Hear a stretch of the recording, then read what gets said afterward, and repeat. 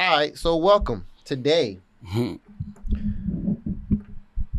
we're going to shine a spotlight on one of the most impactful leaders in high school football history, okay? In history. That's what we saying, man. Oh, We talking man. about head coach Jube Joseph. Oh, this man said my name. Oh, I got to just say Jube. Everybody know you as Coach Jube? That's not a... Everybody knows me as Coach It's Jube. Coach Jube. Coach Jube. Known for his unwavering dedication, sharp football IQ, and ability to inspire, keyword inspire, greatness, both on and off the field, Coach Joseph has become a cornerstone of Miami Central's continued dominance in high school athletics, specifically football. Under his leadership, the Rockets have won, not only have they won, but they have excelled on the field and fostered a culture of discipline, teamwork, and excellence. Today, we're going to just dive in and talk to Coach Jube and hear what he has to say on the state of education from a black male's perspective. Also, the state of football in South Florida. We're going to talk to him about, his experiences, the relationships he's built. Just want to shine a spotlight on you and kind of get your name. Well, your name's already out there, but just kind of give the people a view of what you think in all these different arenas. Okay. So that's what we want to do. First of all, we want to keep it light. We want to talk about your diet because you hit me with you switched it up. Talk to the people now. Tell me what you on, because you do look a little slimmer now. Yeah, shoot. After the situation that happened this season, I had a lot of extra time to focus. And what situation you talking about, Coach Jube? Unfortunately, our season, we were forced to forfeit and lose all our games based on an ineligible player that that slipped through. It was an error on administration, and. Which is unfortunate for the team because we were number one in the state of Florida in our classifications and getting ready to go on a run for the state championship. And so I just had a lot of time on my hand and I got to refocus and I started, a rededication to me because I guess I get so swamped in work. I was working 7 days a week. 7 to 7 Monday through Fridays, 8 to 1 on Saturdays, and 12 to 7 on Sundays. I know, because I can't never catch you on the phone. Man, I can't never get you. I Like, be working. I be working, man. Especially in the season, man. I know.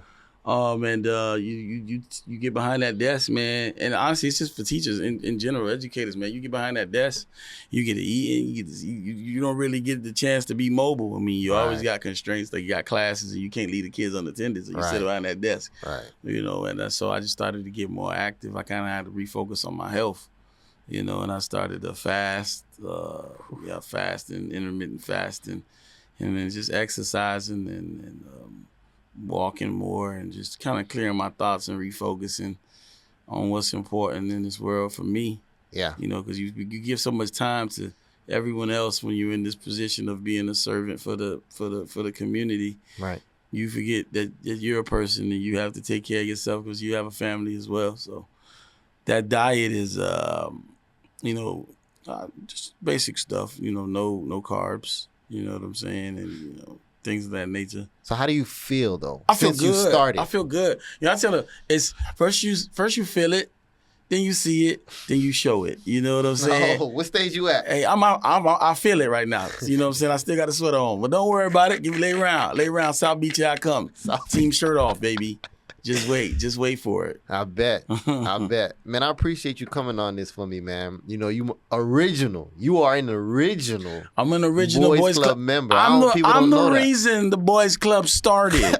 Yeah. I did. I stood on 10 toes. Yeah. And my brothers follow behind me with this because, I would say I've always spoken my mind. Ever since I was a kid. I've always questioned the status quo. I've always been a renegade. I've always been a critical thinker of things. And, if something's wrong and it does not make any sense, I'm going to be like, hey, that don't make no sense. And I'm always questioning.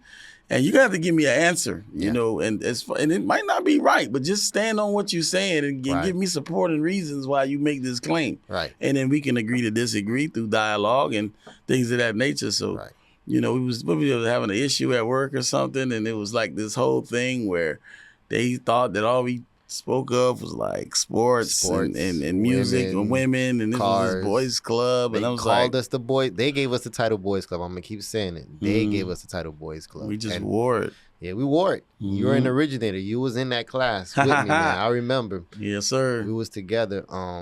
So talk to me a little bit about the classroom. Do you miss it at all? I mean, I know you're still in the classroom, but your focus, I'm assuming, has went towards football because you guys have won a lot. And that doesn't come from just being, a hobby. I know some coaches may have it as a hobby. There's no way you see it as a hobby. I think my classroom I didn't get out the classroom. Right. My classroom just got bigger. I like that. You know what I'm saying? I'm always teaching now. Like, my classroom isn't just constricted to four walls. You know what I'm saying? I might be headed to my car, and one of my athletes may be, sitting in the corner or something's going on. I've got to go over there and teach them, something depending on the situation. Yeah. I think my classrooms got bigger and my curriculums got way larger. What I'm saying? Because it's not just football. It could be something going on at home. It could be something going on financially. It could be something going on with the relationships in because high school kids, man, whoa. Yeah. It's a lot of things going on in their head right now. Be it just anything. So you never know what lesson you're gonna go teach. Right. There's no lesson plan. They no lesson plan when you're walking up to a student that needs assistance. Yeah, you just got to get ready to roll with the punches. You got to think quick on your feet because they're looking for an answer, and you better give them one. Yeah.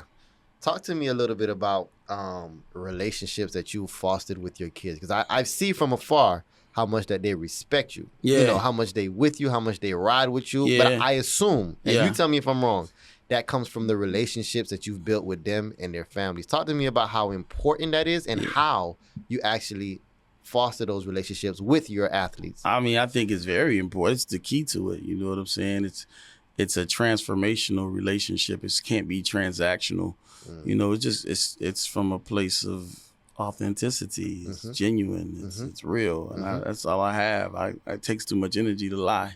Yeah. You know what I'm saying? I'm just going to be honest with you. I always tell them it's either black or white with me. Ain't no gray area. Yeah. I always tell parents, whoever, like, I ain't for everybody. You can ask two people about me. Depending on how they treated me, you might get two answers about who I am as a person. You depict how I treat you. You know what I'm saying? Like, that's really what it is. And, all I can do is just be me. I ain't for everybody, because if I was, that mean I'm phony. Gotcha. So that's just me. I think people are more attracted to my honesty. My relationship with my kids is, sometimes it's like father son. Sometimes it just depends on the day. My kids, they depend on. We try to see my mood. They have this thing with my cars that I drive. They're like, if he's in this car, then he's feeling this way. If he's in this car, all right, we good, y'all. Or you're gonna get to tell how I walk or something like that, to that nature. But I'm usually depicted as this hard ass, disciplinarian. But then it's like I'm a hybrid, because it's like I'm this hard ass disciplinarian, but I'm a player's coach, where I can laugh with them too, because honestly, they know that I care about them, but they know that if they're not showing me the best version of themselves, I'm gonna let them have it. I understand that they have to go through that threshold of life where the human brain isn't fully developed until 25, is what they say, studies say. So I understand I'm dealing with adolescents and youth and things of that nature. So that's why I have coach on the front of my name, is I have to coach you guys through. You're not perfect, but also I have to teach you too. If you keep making the same mistake, that's the definition of insanity, expecting a different result. And I got to let you know that you can't keep doing that. One time is a mistake, second time is on purpose. And if you did it on purpose, you got to go. So yeah, and the kids understand that, and I hold them to a high standard and accountability and things of that nature. How do you do that? Like, how do you gain their respect like that? How does it work for you? Because I'm sure there's other coaches or even teachers or people who try to reach out to kids or try to have them respect them, but they don't have it. Like, how do you do it? Is there a blueprint or what? What's funny? I had the pleasure of coaching in the Under Armour All-American game for the nation, the top athletes in the nation. Light flex. You seen that? All-American coach. I see. You gotta love me. I know what I'm doing. Yeah. I know, contrary to what they're saying, I know what I'm doing. You can't win that much and not know something. If you ask them, I just inherited everything. But it was a kid. I won't say his name. He was in college. He was a top athlete, and I was sharing the group with an ex-NFL player. And it's funny, when you meet these NFL guys, they have no patience for the kids. Like, they just, because they were good, so they expect everybody else to be good. Gotcha. They have no patience, right? So it's like a kid that got an instructor that's intelligent. It's like, how don't you get this? Yeah. You have to teach it to them. Right, They don't, right, you already learned it. They didn't, you know. It's not what you know, it's what you can teach them, right? Absolutely, yeah. So, the kid had an attitude. He came to meetings late, things of that nature, and like you could just see it. So the guy that I was sharing a position group with, he's like, man, forget him, man. Whatever, man. And then the kid took to me, and I, started talking to him, this, that, and third, and I started got him playing. And then me and the guy were just standing there after practice. And he's like, how you do that? I'm like, what? He's like, with that kid, like, I ain't got no patience. What? I was like, man, I got 65 of those back home. And all that kid want right now is some attention. Like a kid like him, you get that kid, he's mad at something. You don't know what it is. Okay. That type of kid, you call him randomly out of class. You'll bring him to your class. You're like, how you doing? You ate today? And then you give him some of your chips that you eat. Make sure you got to give him some of your chips. Don't give him them random chip bag. Give him yours. Yeah. So you can have a connection. Like, hey, look, I'm giving you something of mine. Oh, that's good. I want you to see that I'm giving you something. This is mine, but I'm sharing it with you. Me and you're going to be bonded by that. And then guess what? The kid's going to feel special. He's going to calm down.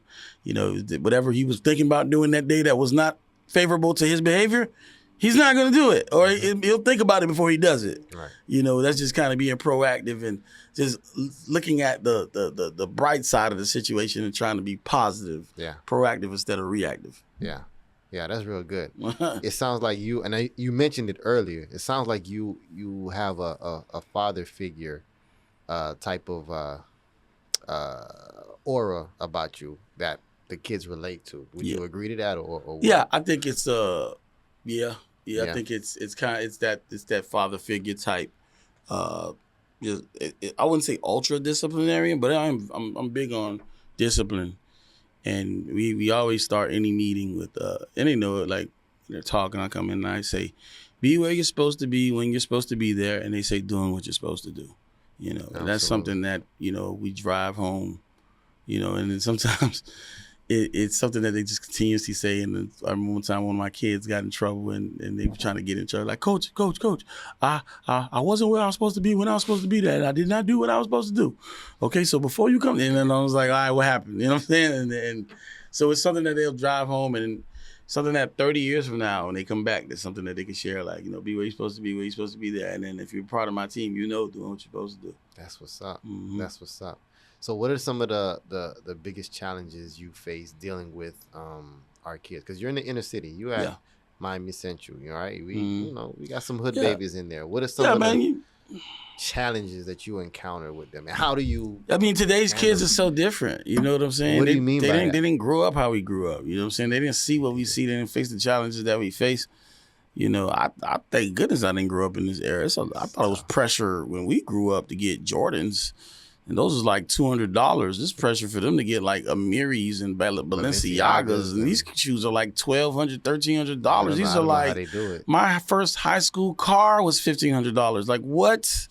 You guys are wearing this on your feet on a Tuesday. Yeah, I don't know how they do it. I can't do that. You know what I'm saying? And I could only imagine the social constraints and dealing with the constraints and just the pressures that they deal with on a daily basis as youth. And then your body's changing, your mind's changing. You don't know who you are. You don't know if you're coming or going. Right. And then you got this fat black man keep yelling at me to go run fast and jump high and pick up this weight. What's wrong with this man? So and then honestly, shoot, and that's one of the constraints is that. And then the home situation, it's cliche. I get it, where it's like you don't know what's going on at home and you have to be sensitive to that because a lot of kids go without having. Mm-hmm. And, before we leave, I always say love one another and they say love coach. I always say that. And just because you don't know who needs to hear it that day. You don't know if somebody ever hears it at all. So maybe the one time they get to hear that somebody loves them is at practice. Yeah. You know what I'm saying? And they can always count on Coach Jube gonna say love one another, love coach. And no matter what we went through that day, I could have dogged you, cussed you out. You got me pissed off. This was a shitty ass practice. Y'all get on my nerves. Love one another. Love coach. Like, you know what I'm saying? Because it's always back. It's like your mom, she got you mad, and you like, man, I hate this house. I'm getting out of here when I get big. And then she come and say, did you eat? You hungry? And you looking at her like, no, I'm hungry. So, yeah. That's what's up. That's not common from, well, that's not expected from, us black men. Yeah. You know that in the space of education or coaching, they What? expect us to be the angry black man. Angry black man. I'm glad you said that. Yesterday we had signing day. Yeah. Right? And like, yo, I wanted it to be big because the seniors didn't have the season they wanted. So I'm like, man, my administration, they did a good job with that. You know what I'm saying? And they was like, what do you want? I'm like, I want a smoke machine. I want a disco ball. I want 360 cameras. I want escalators with robots. But they was like, no, you can't do that. But I got them to get escorted onto the stage, and they were like naming their student profile, and music was playing. Man, I had to look up in the air like, oh shit, It was about to cry. about to. Oh, it came out. That shit was coming. And then but I told them, I opened up my speech, and I just basically said, after thinking of parents and things like that, I just said, I'm talking to my players that's on the stage. I signed 10 signees, most in South Florida this year. Flex. Wow, you be saying these things like it's nothing. Flex. So like flex. It's a flex. I just said to the kids, I was like, 3 weeks ago when they took away our games, I ain't gonna lie to y'all, because I try to, to them I'm hard. You know what I'm saying? Like my trainer was like, yo, why you don't work out at the school? Because you're the coach. You're in the gym with me. I'm like, hell nah. He's like, why? I'm like, because I don't need my kids to see me like this. To my kids, I'm the guy. I'm the standard of excellence. They can't see coach like that. Tired. Garage door down. I gotta put the garage door down. I don't want to do this on the driveway. Put the garage door down. Nobody needs to hear it. They just gotta hear power tools. Zzz, brrr, you know what I'm saying? We don't know what they're doing, but they're doing something. Until we get to the point where it's show out. Then Exactly. So I just said, 3 weeks ago, Coach cried. I know y'all think I'm this big, hard individual. I said, Coach cried, man. I cried. And I said this in front of a whole auditorium. Yeah. With a band of cheerleaders, everybody who sees me in the hall. Like, I made myself vulnerable. I said, your coach cried, man. I was so hurt. I was just hurt for myself. I was hurt for y'all. I was hurt for the community. I sobbed. Wept. And I said, but then I was like, but then this morning, I woke up and I came to school early, and I'm setting up everything on the stage for signing day. They got the cutouts, and as I laid the jerseys down, I started crying again, just uncontrollably. What's wrong with me? Wow. But I'm crying because I'm happy. Yeah. Tears of joy. Tears of joy. All the memories are hitting me. I'm happy. It's okay to be happy. It's okay to cry. It's okay to let it out. And I teach them that. That's what I was to say. That's another lesson too. Just coming. Yeah. I told you, the world is my classroom. Yeah. It just doesn't stop. The lessons just keep going and going. And so that was my way of showing them, like, it's okay. You can cry. You know what I'm saying? But then there's different levels of it, and so on and so forth. So yeah, man. Shout out to you, man. That's a lesson I'm still learning, man. It's okay to cry. That's a tough one. Yeah, man. What's one of the hardest lessons you think you've had to teach any of your students, athletes, anywhere? I know the world is your classroom. It could be a student, it could be an athlete. When you say hardest lesson, what do you give me some context behind that right there? Like something that's like something that was hard for you to learn. You know how you were saying earlier, we think but some teachers may think they're geniuses and they can't understand, or the NFL player, he's already talented. He can't understand that they're not as talented. Right. So it's probably hard for him to teach, probably because he didn't have to learn it. So probably something that you had to learn, and it's hard for you to teach, maybe because you're still learning. That's the thing about kids, man. They'll reveal some things to you about yourself. They teach you. What? They be teaching you. So I took my kids to church one time, right? Mm-hmm. And like, it was great. Church just gives you this feeling. You know, you don't really have it because you be like, you don't go. A lot of people don't go. I don't go. I'm not a shit as much as I should. I was raised in the church, but I'm about to tell you, boy. I was raised in the church. Ooh, that sound like I was raised in the church. Dad was a deacon. Yeah. He's the reason I'm speaking. Hey, he already started. Ah, shoot. We're not going to talk about your musical career, right? We're not going to get into that? Don't go back to Tally? No? I ain't doing that. All right. Yeah, so my kid came up to me after the service, and he was like, "That was cool." I'm like, "What do you mean?" He's like, "I didn't know you could enjoy church." Oh, wow. Well, what church did y'all go to? We went to 93rd Street Baptist Church. Shout out to Pastor Carl Johnson. Yes, sir. Yes, sir. Big shout out. And he was like, "Yeah, that was cool. Like, I don't really go to church like that, so I never." And I'm like, I said, "I don't really go to church like that either." And I said, "That was cool, you know." And because I gotta understand, like a lot of times these kids, you know, they don't even have dress shirts, you know. And 9 times out of 10, my kids, a lot of times when they go to church, it's for a funeral. Yeah, that's so when you go for a funeral, you got that negative connotation. I ain't never think about it like that. So they saw the bad side of it. Every time I go to church, somebody dead. Yeah. You know, and it's like, well, we was in church, nobody was dead, and everybody was happy. Yeah. Whoa. Yeah. Coach Jube brought us to church, you know. Yeah. That's dope. So, you know. That's dope. I hope the kids keep going. I hope after, one time they keep going. That's what I hope so too. You know, those are like the seeds that you plant and pray that life waters them and they grow. Yeah. That's the hardest thing about life. We're dealing with kids. I think I spoke to you about it before. Sometimes you gotta plant the seed, like you just mentioned it. Sometimes you water it, and we don't always get to harvest it. Yeah. So that's something that's hard. And I know you deal with that a lot because you got them in high school.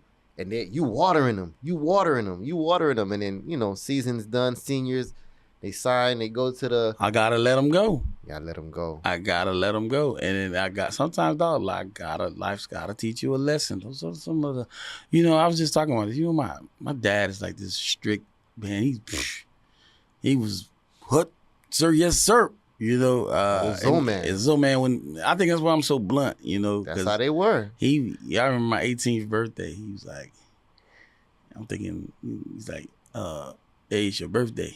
I'm thinking we're gonna say happy birthday or some shit. I'm like, never say happy birthday. What you doing? They don't do that. Yeah, this was about you want me to say I love you? The light bill got paid. That's your I love you. That's your I love you right there. You want a Christmas card? I'm gonna cut the grass. There you go.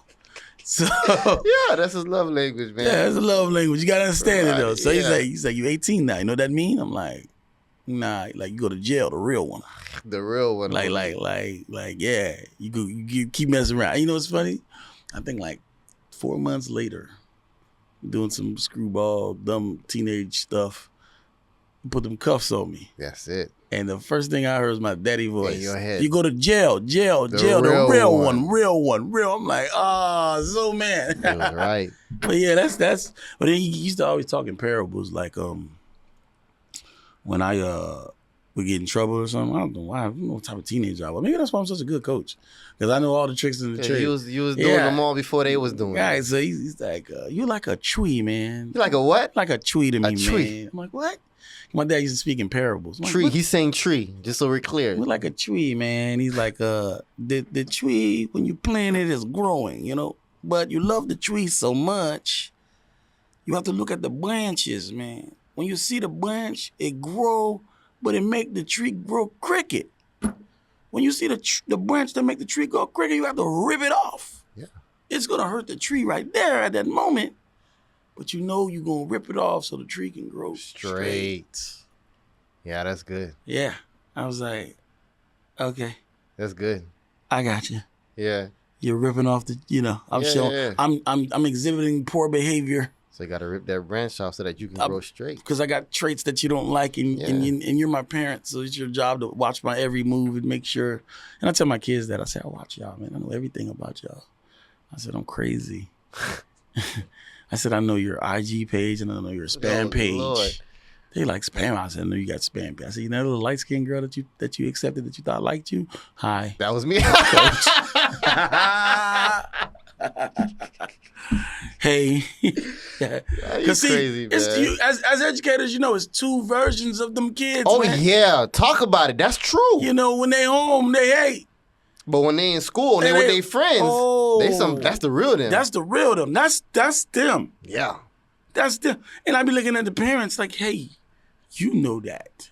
Like Some of them don't believe it. Gosh, you're in denial. I take that. I think they're in denial. You're in denial. I always like look at my nieces and stuff, and I'll be like, I wonder who you really are. Go see them with their friends. Then it's gonna be, like, oh, okay, I see who you are. Because to me, you're gonna, you're gonna try to be googly baby, like that you were when you were younger. Of course. No, they play on your emotions. Yeah. You know what they doing. Yeah, exactly. They play us, man. Nah. Yeah, that's what they do.